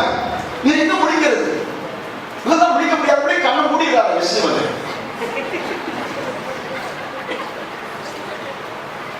இவர் முடிக்க முடியாதுன்னா இவரை வச்சு பெட்டி வச்சு ஒரே அடி அடிக்கிறாரு. சுத்தியாரு எங்க முடிக்கிறது? செத்தா கூட முடிக்க மாட்டான். இவர் யாரு? முட்டாள்கள் ஆண்டவர். முட்டாள்கள். அவன் தப்பு பண்ணாத சாரி நான் ஒரு விசுவாசி, நான் அப்படி உங்களுக்கு சொல்லிக்க கூடாது அப்படின்னு நீங்க சொல்லி பாருங்க. உங்க வாழ்க்கை கத்த அப்படியே மேல வாழ்க்கை அடுத்து கவலைப்படாதன்னு சொல்றாரு. அடுத்து கவலைப்படாத. அவனுக்கு ஒரு பிரச்சனை வரும். அவன் வீட்லயும் அவனுடைய வாழ்க்கையில ஒரு சுனாமி வீசும். அவன் வாழ்க்கையில ஒரு புயல் வரும். ஓ வாழ்க்கையில் புயல் வரும். அப்பதான் நீ யாருடைய பிள்ளை என்பதை, நீ யாருடைய வார்த்தைப்படி செய்கிறது என்பதை நான் வழங்கப்படுவேன் என்று சொல்கிறார்.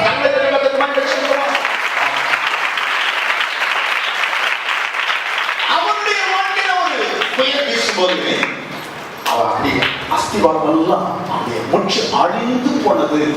அந்த வீடு பெருமழை சொரிந்து பெருவெள்ளம் வந்து காற்றடித்து அந்த வீட்டின் மேல் மோதின போது அது விழுந்து முழுவதும் அழிந்தது. கஷ்டம்தான். அதுதான் சொன்னேன், ஆழமா அஸ்திவாரம் போடணும்னு சொன்னா கரையை சொல்லுது. ஆமென் சொல்லுங்களா? கரையை செலுத்துறது சாதாரண காரியம் இல்ல.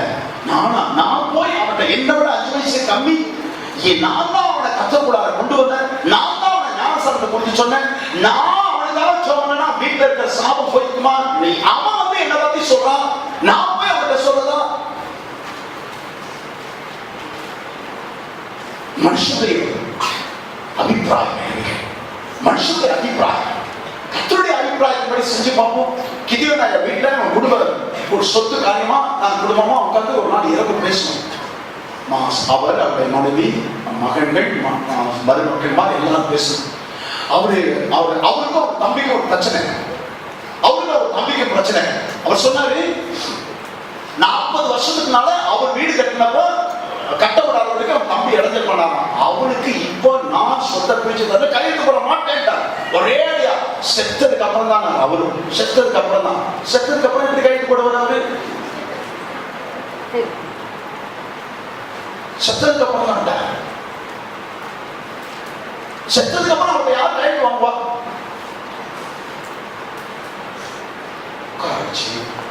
ஐயா இல்ல, இப்படிதான் ஆண்டுக்குள்ள நீ அவன் ரட்சிக்கப்பட்ட, உங்க தம்பி ரட்சிக்கப்பட்டவங்க, நீங்க ரட்சிக்கப்பட்டவங்க, நீங்க ஆண்டவருடைய பிள்ளை. இந்த சொத்து சுதந்திரம், தென்னை மரம், வாழைமரம், தோட்டம், குறவு எதுவுமே கடவுளுக்கு போவாது. நீங்க மாத்திரம் தான் போவீங்க. நீங்க மாத்திரம் போவதற்கு தடையா இருக்கிற எல்லாத்தையும் நீங்க உதறிங்க. அவங்க விவரமா சொன்னதுக்கு அப்புறம் சொன்னாரு, எப்ப கூப்பிடுறீங்களோ அப்போ எத்தனை கைது கையெழுத்து போடுறோமோ அத்தனை கையெழுத்து போடுறீங்க. நான் சொல்லியே இந்த வார்த்தைகளை கேட்டு இவர்கள் இப்படி செய்கிறவர்களோ, அல்லேலூயா. குதிரை ஓட்டுறதுக்கு குதிரை ஏற்றம், குதிரை சவாரி செய்யறதுக்கு லேசப்பட்ட காரியம் கிடையாது. எத்தனை பேர் குதிரை ஏறிக்குள்ளோ தெரியாது. குதிரை ஏறிக்குள்ளோ எத்தனை பேர் தெரியாது. அப்படின்ற சார்ந்து இந்த பக்கம் போயிடும். அதுக்கப்புறம் இன்னொரு இப்படி இருந்துச்சுன்னா குதிரை தலையீடு கீழே வந்து அவ்வளவுதான். என்னை காப்பாற்ற இறங்கி வேண்டவே வேண்டாம். ஒண்ணு அந்த குதிரை சக்தி செத்தும்போது ஒண்ணு இந்த பக்கம் சாஞ்சிரும், அதனால இந்த பக்கம் சாஞ்சிரும். கரெக்டா அந்த கால் பெருவரல கரெக்டா கிரிப்பு இருந்தால்தான் நம்ம நிக்க முடியும். சார் 3 காரியம் சொல்லுவாங்க. அது குதிரை சொல்லணும். ரெண்டாவது கேடா எழுதுரு சொல்லணும். எழுதுரு அப்படின்னு சொன்ன அப்படின்னோடனே அது வந்து நம்ம ரெடி ஆகணும்னு சொல்லி தெரியும். எழுதுன்னு சொன்னோடனே அது வந்து எழுதும். அது டக்குனு எழுதும். அது எழுதுறது கூட டக்குனு அப்படியே முதுகோட படுத்து அது காலத்துக்கு போட்டு உட்கார்ந்தணும். ஹாய்ன்னு சொல்லணும். ஹாய் அப்படின்னு சொன்னோட அது கிளம்பிடுவாங்க. இப்போ நான் என்ன செஞ்சேன், நான் குதிரைகிட்ட போனேன் அப்படின்னு அது தூக்கிச்சு சவாரிக்கு வந்துட்டாரு. அடுத்து கேட்டா அப்படின்னு சொன்னேன். உடனே அது எழுத உடனே நான் ஏறிட்டேன். ஏறி ஹாய்ன்னு சொன்னேன். அந்த குதிரை நினைச்சிட்டு அப்படின்னு 2 தடவை போயிட்டு அப்புறம் பின்னாடி 2 தடவை வருது. அப்புறம் வந்து 2 தடவை போயிட்டு அப்புறம் பின்னாடி 2 தடவை இப்படி வருது. நானும் குதிரை ஹாய் சொல்றேன். ஹாய் சொல்ல போது அப்புறம் பின்னாடி இப்படி வருது. 2 தடவை பின்னாடி போது 4 தடவை பின்னாடி வருது.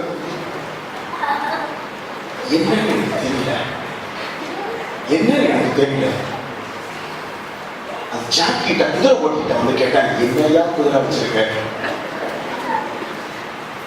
ஹாய் சொல்லுங்களா?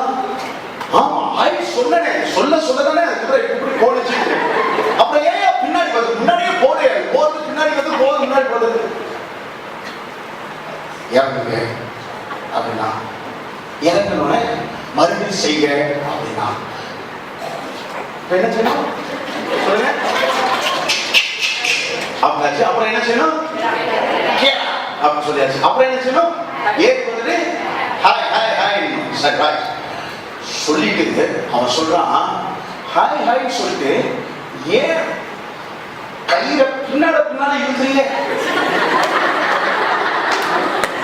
பின்னால இழுத்தா என்ன அர்த்தம்? பின்னால வான அர்த்தம். சொல்ல புரியுதா? நான் என்ன செய்யறேன் இப்போ? ரெண்டுத்தையும் குழப்புறேன். குதிரையெல்லாம் மறந்துஇல்லை, உங்கள்கிட்ட வரேன்.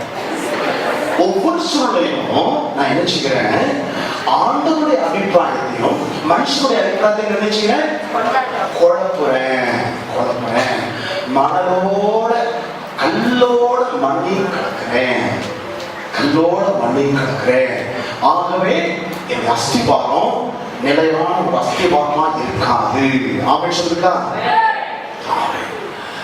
பெரும் வெள்ளம் வந்தது, பெரும் மழை சொரிந்தது, பெரும் வெள்ளம் வந்தது, காற்று அடித்தது. அந்த காற்று அந்த வீட்டின் மேல் மோதிய போது அந்த வீடு விழுந்து முழுவதும் அழிந்தது. ஒரு வீடு விழல, ஒரு வீடு விழுந்துச்சு, ஒரு வீடு விழல. ஏன் விழுந்துச்சு, ஏன் விழல? ஒரே விதமான பெரும் மழைதான்.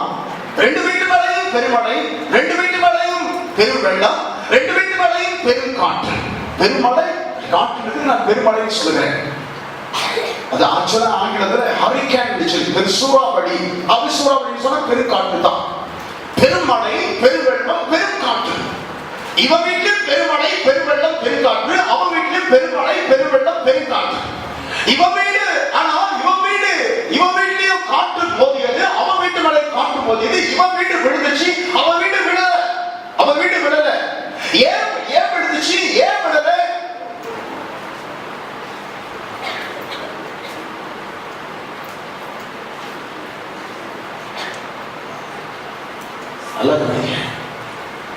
ரெண்டு பேரும் விசுவாசி தான். ரெண்டு பேரும் ஒரே வார்த்தையை கேட்கறவங்க தான்.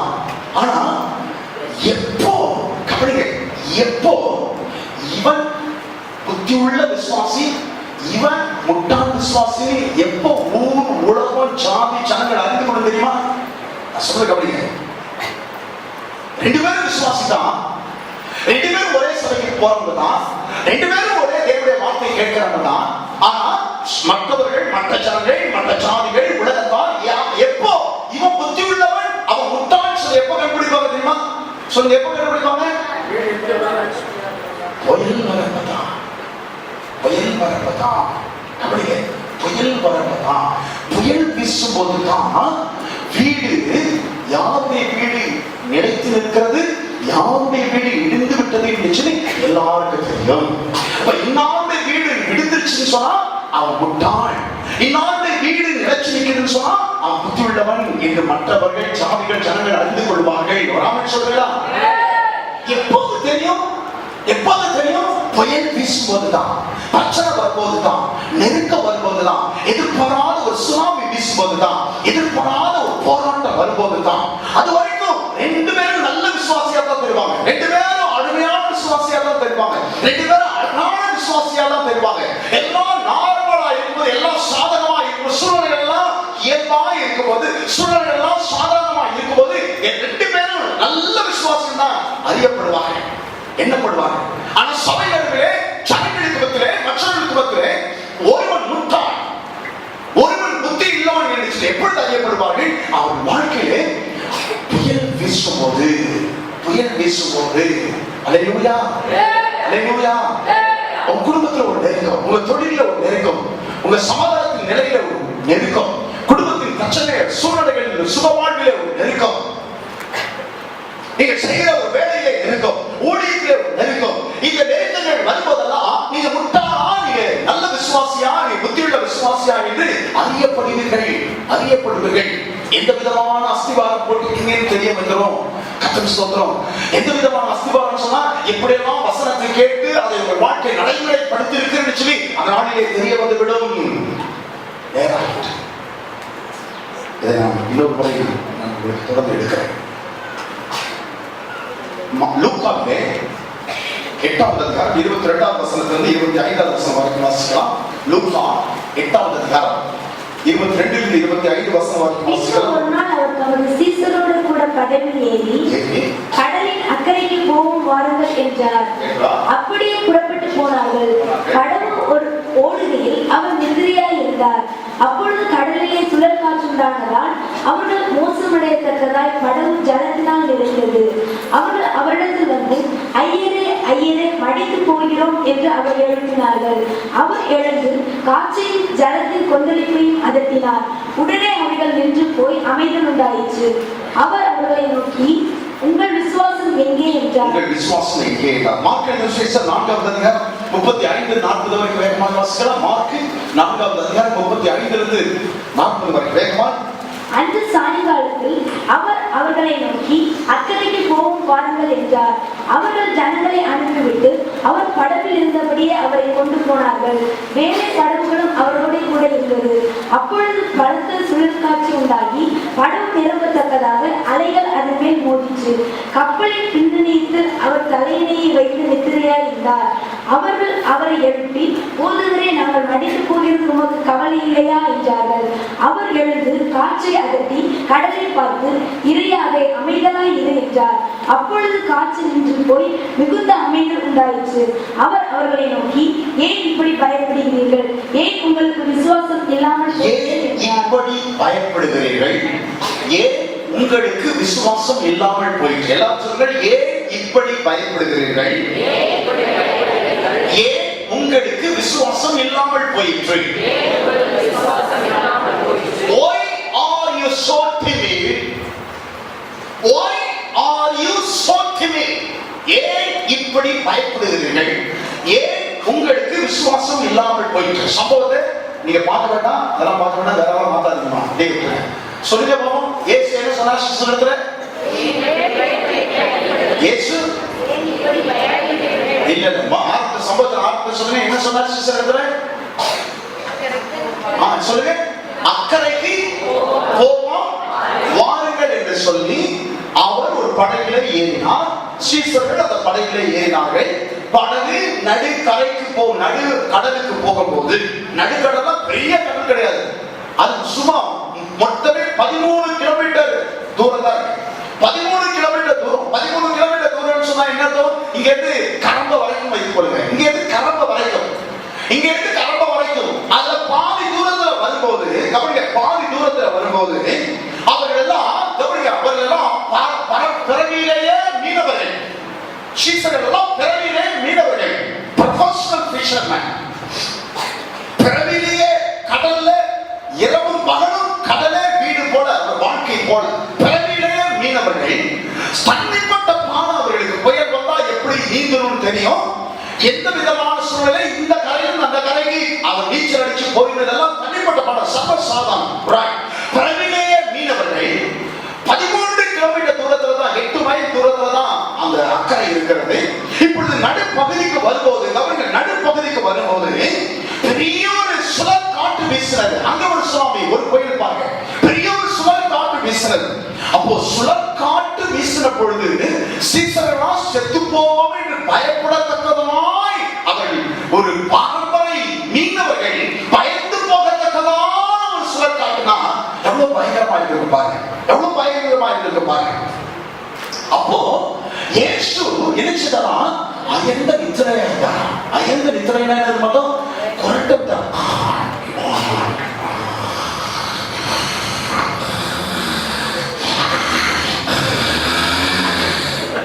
அயர்ந்த நித்திரையா இருந்தார். புயல் காற்று வீசுது. சில நேரம் மனைவி கேட்போம், மழை பெஞ்சதோ, அப்படி இடி இடிச்சதோ, ஏன்?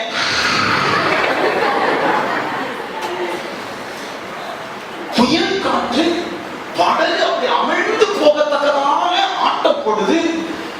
இயேசு கொரட்டை விடுகிறார். உங்களுக்கு நம்முடைய மெய்ப்பன் நம்மை காக்க வேண்டியவரை தூங்கிட்டு இருந்தார்னா இவர் எப்படி நம்மளை காப்பாற்றுவார்? அவர் சீசர்களுக்கெல்லாம் ஒரே ஒரு தவிப்பு. இவர்களுடைய மெய்ப்பராச்சே, ரட்சகராச்சே, இவரை காக்கிற தேவனாக இருந்தால் இவர் எப்படி தூங்கிட்டு இருக்க முடியும்? இவர் தூங்கினா நம்மளை எப்படி காப்பாற்ற முடியும்? எப்படி காப்பாற்ற முடியும்? இன்னும் வேதம் சொல்லுது. அதனால 2 பகுதி வாசிக்க சொன்னேன். மெத்தையில தலையில வச்சுட்டு படுத்தா. எப்படி படுத்தா? தலையில வச்சுட்டு படுக்கணும்னு சொன்னாங்க. தூங்கணும்னு தீர்மானிக்கிறவங்க தான் தலையில வைப்பாங்க. நான் சொல்ல புரியுதா? ஆமா, சும்மா ரொம்ப டயர்டா இருக்கு அப்படின்னு சொன்னா நீங்க சொல்லுங்க பாஸ்டர், நான் கேட்டுக்கிட்டு சும்மா ஒரு கையை வச்சுட்டு அப்படி படுத்துருவாங்க. கொஞ்ச நேரம் கொஞ்ச நேரம் அப்படின்னு சொல்லிட்டு அப்படியே கொஞ்ச நேரம் உட்காந்து அசந்துருவாங்க. தூங்கணும்னு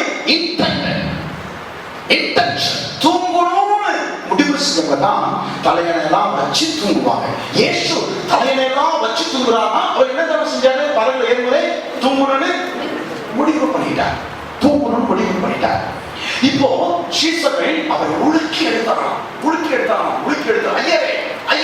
ஐயரே நாங்கள் மடிந்து போகிறது உங்களுக்கு கவலை இல்லையா? இன்னும் பட்ட விடுகிறதே.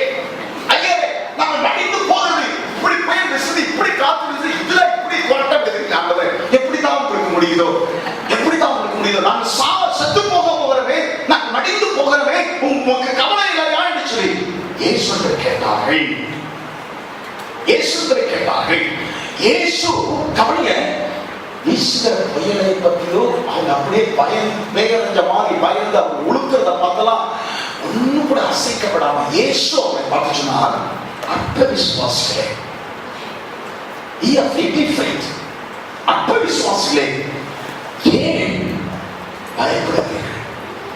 ஏன் உங்களுக்கு விசுவாசம் இல்லாமல் போயிட்டு? நீங்க ஏன் பயப்பட்டீங்க? ஏன் உங்களுக்கு விசுவாசம் இல்லாமல் போயிடுச்சு? Why are you so timid?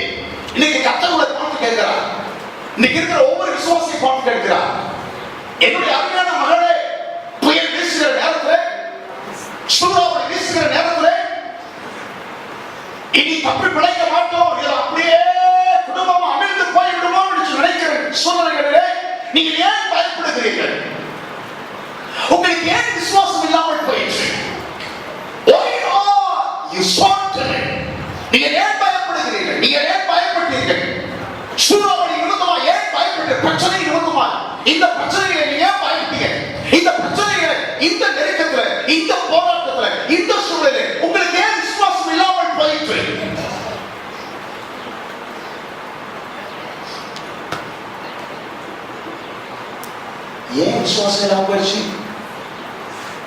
ஏன் சொல்லுங்க, ஏன் விசுவாசம் இல்லாம போச்சு?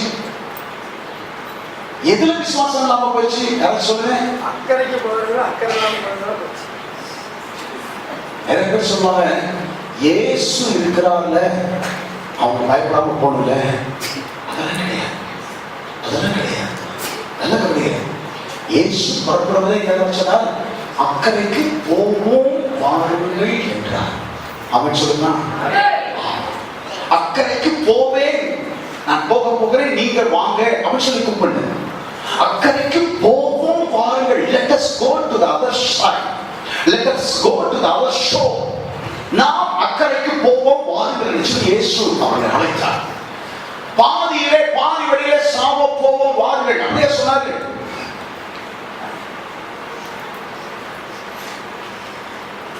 Let us go to die on the off way. அப்படியே சொன்னார்கள். பாதி வழியிலே சாவ போவோம் வாருங்கள் சொன்னாரா? சொல்லல, அக்கறைக்கு போவோம் சொன்னார். அப்படியானால் இயேசு வார்த்தையை சொல்லியிருப்பார்கள். அந்த வார்த்தையின்படி செய்கிறவர்களாக இவர்கள் இருப்பார்கள். வார்த்தைகளை கேட்டார்கள். அக்கறைக்கு போகும் வாருங்கள் என்று இயேசு சொன்ன வார்த்தைகளை சீசர்கள் கேட்டார்கள். சீசர்கள் இயேசுவின் வார்த்தைகளை கேட்டு அந்த வார்த்தைகளின்படி தங்களுடைய சூழ்நிலைகளிலே அபியாசப்படுத்த கேட்ட வார்த்தைகளை தாங்கள் சந்திக்கிற சூழ்நிலைகளிலே, போராட்டங்களிலே, சூறாவளிகளிலே, நெருக்கங்களிலே அந்த வார்த்தைகளை அவர்கள் அபியாசப்படுத்துவர்களாய் இருப்பார்களே. ஆனால் இயேசு தலையை வச்சு படுத்த மாதிரியே நானும் படுப்பேன், ஆளுக்கு ஒருத்தர் தலையை வச்சு என்ன செய்யணும்? ஆளுக்கு ஒருத்தர் தலையை வச்சு படுத்துக்கணும். புயல் வீசுதா வீசிட்டோம், புயல் வீசுதா வீசிட்டோம், அதை பத்தி கவலை இல்லை. அக்கறைக்கு போவோம் இயேசு சொன்னா நிச்சயமா அக்கறைக்கு போயிடுவோம். ராமன் சொல்லுங்களா, அக்கறைக்கு போவோம்னு சொல்லி இயேசு சொன்னா நிச்சயமா அக்கறைக்கு போவோம். அப்போ இயேசு, நீ ஏன் பாருங்க, உங்களுக்கு தான் என்னுடைய வார்த்தைகள் இருக்குல்ல, உங்களுக்கு தான் என்னுடைய வாக்குத்தத்தம் இருக்குதுல்ல, அப்புறம் ஏன் பிரச்சனை கண்டு பயப்பீங்க? அந்த வார்த்தைகளின்படி விசுவாசிக்காம ஏன் போனீங்க? கடல்னா சூறாவளி வீசத்தான் செய்யும், கடல்னா புயல் வீசத்தான் செய்யும், கடல்னா காற்று வீசத்தான் செய்யும். எனக்கு உங்களுடைய வார்த்தை இருக்கு, உங்களுக்கு என்னுடைய வார்த்தை இருக்குதுல்ல, நீ ஏன் பயப்படணும்? நீ ஏன் விசுவாசம் இல்லாமல் போகணும்? வாழ்க்கை சும்மா பிரச்சனைகள் வரத்தான் செய்யும், நெருக்க வரத்தான் செய்யும், சூறாவளி வீசத்தான் செய்யும், சுனாமி வீசத்தான் செய்யும். ஆனால் எனக்கு தேவனுடைய வார்த்தை கொண்டு அவன் சொல்கிறான், தேவனுடைய வார்த்தை கொண்டு நான் மூழ்க மாட்டேன், அழிந்து போக மாட்டேன். அவன் சொல்கிறான், நான் எரிந்து போக மாட்டேன். அவன் சொல்கிறான், அல்லேலூயா, பயப்பட மாட்டேன். என் அஸ்திபாரம் கண்மலையின் அஸ்திபாரம். அவன் சொல்கிறான், வார்த்தைகளை கேட்டு வார்த்தைகளின்படியே செய்ய எவன் ஒருவன் அபியாசப்படுகிறான், முயற்சி செய்கிறானோ, அவருடைய வாழ்க்கையில் எத்தனை புயல்கள் வீசினாலும், எத்தனை பெருங்காற்றுகள் வீசினாலும், எத்தனை வெள்ளங்கள் மோதி அடித்தாலும், எத்தனை பெருமழை சொரிந்தாலும் அது அழிந்து போகாது, நிலைத்து நிற்கும். அது நிலைத்து நிற்கும். அவன் வீழ்ச்சி அடைய மாட்டான், அவன் தாழ்ச்சி அடைய மாட்டான், அவன் வெட்கப்பட்டு போக மாட்டான், அவன் தோற்று போக மாட்டான். கரங்களை தட்டி கர்த்தருக்கு மகிமை செலுத்துவான்.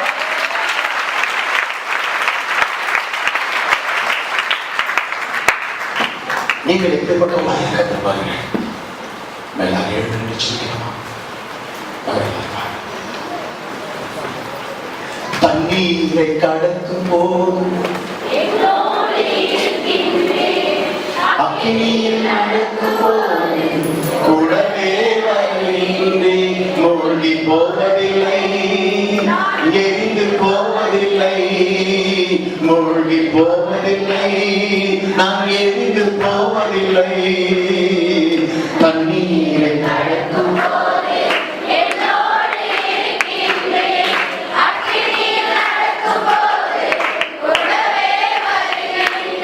மூழ்கி போவதில்லை, மூழ்கி போவதில்லை. பெற்ற தாய் தனது பிள்ளையை மறந்தாலும், பெற்ற தாய் தனது பிள்ளையை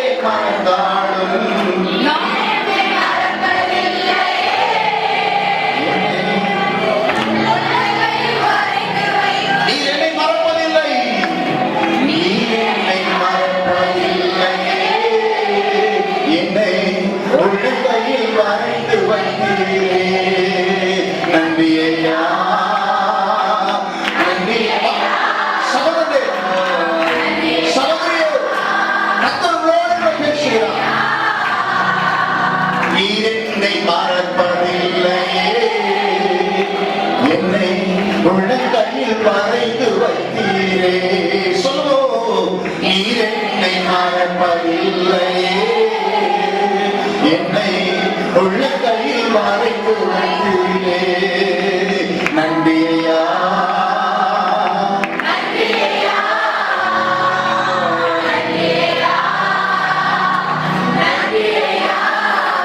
மூழ்கி போவதில்லை, நான் அழிந்து போவதில்லை, மூழ்கி போவதில்லை, நீ அழிந்து போவதில்லை, மூழ்கி போவதில்லை, நீ அழிந்து போவதில்லை, மூழ்கி போவதில்லை, நீ அழிந்து போவதில்லை.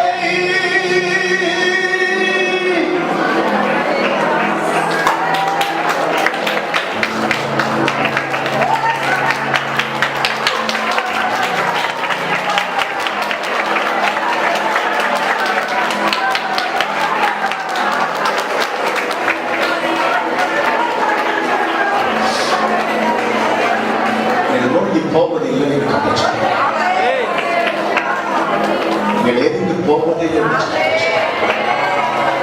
சூறாவளி வீசும்போது, நெருக்கங்கள் வரும்போதும், போராட்டங்களை சந்திக்கும் போதும், சடிதியிலே எதிர்பாராத ஒன்று உங்கள் வாழ்க்கை தலைவராய் புரட்டி போடத்தக்கதாய் எதிராய் உருவாகும் போது, என் வார்த்தைகள் உங்களுக்கு உண்டு, என் வார்த்தைகள் உங்களுக்கு உண்டு. நீ மூழ்கி போவது இல்லை, நீ மூழ்கி போவது இல்லை. தண்ணீரை கடக்கும் போது மகனே நான் உன்னோடு கூட இருக்கிறேன், அக்கினியில் நடக்கும் போது மகனே நீ வேகாதிருப்பாய் என்று கர்த்தர் சொல்கிறார்.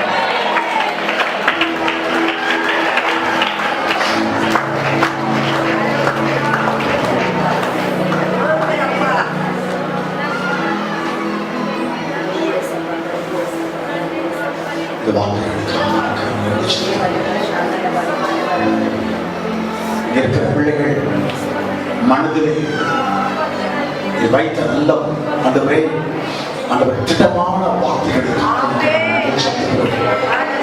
இங்க இருக்கிற ஆண்டவரே அநேக பிள்ளைகளை நீ மனதிலே வைத்து ஆண்டவரே கண்களுக்கு முன்பதாக நிறுத்தி வைத்து இந்த வார்த்தையை பேசியிருக்கிறீர் என்பதை நான் அறிந்திருக்கிறேன். ஆண்டவரே கண்களுக்கு முன்பதாக இருக்கிற சில தேவ பிள்ளைகளை ஆண்டவரே நீ முன்னிறுத்தி ஆண்டவரே இந்த வார்த்தைகளை என் வாயிலே நீ வைத்திருக்கிறீர் என்பதை நான் விசுவாசித்திருக்கிறேன். ஆண்டவரே இந்த வார்த்தைகள் மூலமாக தம்முடைய பிள்ளைகள் கட்டப்பட வேண்டும் என்று நான் சொல்கிறோம், கட்டப்பட வேண்டும் என்று நான் சொல்கிறோம். இந்த வார்த்தைகள் மூலமாக தம்முடைய பிள்ளைகளை பலப்படுத்த வேண்டும் என்று நாங்கள் சொல்கிறோம்.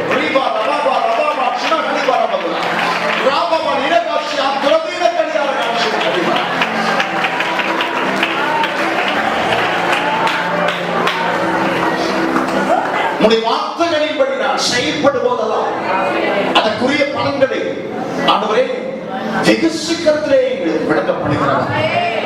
வார்த்தையை தன்னுடைய வாழ்க்கையை அபியாசப்படுத்துகிற தேவ பிள்ளையுடைய வாழ்க்கையிலே ஆண்டவரே வெகு சீக்கிரத்திலே பலன்களை காண செய்கிற தேவன். ஜாதிகள் வெட்கப்பட்டு போகும்படியாய், ஜனங்கள் ஆச்சரியப்படும்படியாய் பலன்களை காண செய்கிற தேவன். ஆண்டவரே பட்சத்தில் இருப்பதற்காக ஸ்தோத்திரம். நீங்கள் ஒவ்வொரு வார்த்தைகளை கேட்கிறவனாய் மாத்திரம் அல்ல, ஆண்டவரே நடைமுறை வாழ்க்கையிலே ஒவ்வொரு சூழலை அபியாசப்படுத்துகிற நல்ல ஒரு புத்தியுள்ள மனுஷனாய் மனுஷியாய் கர்த்தரை மாற்றுவதாக கரங்களிலே தாழ்த்துகிறோம். எல்லோரும் ஆமென் சொல்றீங்களா? கரங்களிலே தாழ்த்துகிறோம். ஆண்டவரே என்னை புத்தியுள்ள மனுஷனாய் மனுஷியாய் மாற்றினார். ஆண்டவரே உடைய வார்த்தைகளின் ஆண்டவரே செய்கிறவனாய் என்னை மாற்றினார். வந்திருக்கிற ஒவ்வொருவரையும் ஆசீர்வதிக்கிறேன். தேவ கிருபை உடைய ஜனத்தின் மேல் பெருகட்டும், சமாதானம் உடைய பிள்ளைகள் குடும்பங்களில் பெருகட்டும், சுகவாழ்வு தம்முடைய பிள்ளைகள் மேல் ஆண்டவரே நிறைவாய் உண்டாகட்டும். ஆசீர்வதித்து ஆண்டவரே என் ஜெப வீட்டிலே அவர்களை நான் மகிழ பண்ணுவேன் என்று சொன்னீர். ஆண்டவரே உடைய பிள்ளைகள் துக்கங்கள், உடைய பிள்ளைகள் சோர்வுகள், உடைய பிள்ளைகள் பயங்கள், உடைய பிள்ளைகளுடைய எல்லா பாவங்களை கர்த்தர் மாற்றி உடைய பிள்ளைகளை ஆண்டவரே உம்முடைய வீட்டிலே வைத்து உடைய பிள்ளைகளை மகிழ பண்ணி ஆண்டவரே மகிழ செய்து நீ திருப்தியாய் ஆசீர்வதித்து நீ அனுப்ப வேண்டும் என்று நாங்கள் ஜெபிக்கிறோம். நாமத்தோடு ஆசீர்வதிக்கிறேன். யாவர் மேலும் இருக்கிறது இயேசு கிறிஸ்துவின் நாமத்தில் மிக தாழ்மையோடு ஜெபிக்கிறோம். நல்ல ஜீவனுள்ள பிதாவே, நீங்கள் இப்பொழுது இருக்கிறதை பார்க்கிறோம் 1000 மடங்கு அதிகமாக உங்கள் தேவனாகிய கர்த்தர் உங்களுக்கு சொல்லியபடியே உங்களை ஆசீர்வதிப்பாராக. நம்முடைய கர்த்தராகிய இயேசு கிறிஸ்துவின் கிருபை, பிதாவாகிய தேவனுடைய அன்பும் பரிசுத்த ஆவியானவருடைய அந்நியமும் ஐக்கியமும் வல்லமை வழி நடத்தி தரும். இன்று மீண்டுமாய் கர்த்தருடைய வருகை மட்டுமாக நம் அனைவரோடு இருப்பதாக. அல்லேலூயா, அல்லேலூயா.